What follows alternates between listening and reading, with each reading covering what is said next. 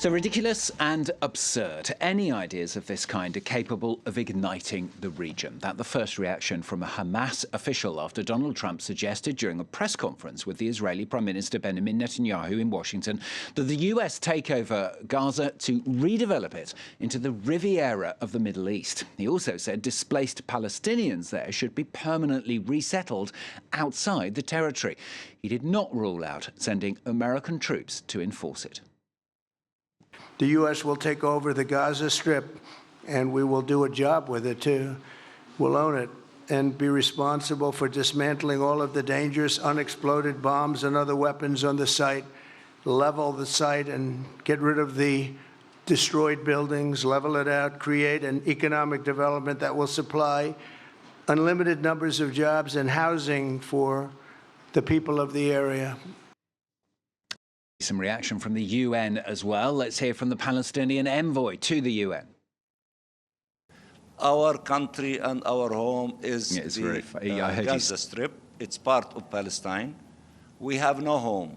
For those who want to send them to a happy, nice place, let them go back, to their original homes inside Israel. There are nice places there, and they will be happy to return to these places. Well, let's analyse all the latest for you then from our correspondent Fraser Jackson in Washington. He was asked how Trump thinks the US can move in and take over Gaza.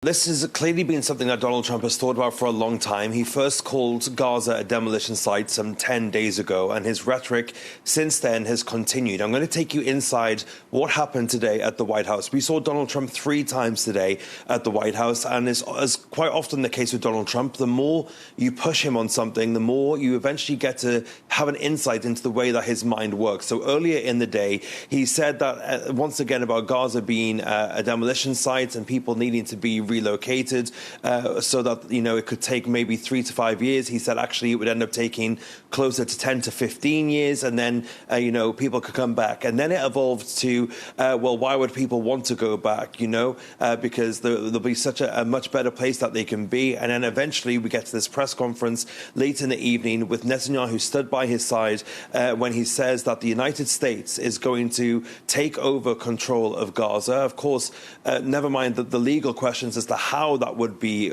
possible. It seems like a far stretch, especially for a president who has prided himself on not starting any wars and trying to de-escalate conflict and not putting US troops on the ground anywhere. This is a marked departure from that. There was an audible shockwave in that room, in the press corps, when he said these words. People were frantically checking their transcripts to ensure that they correctly heard him.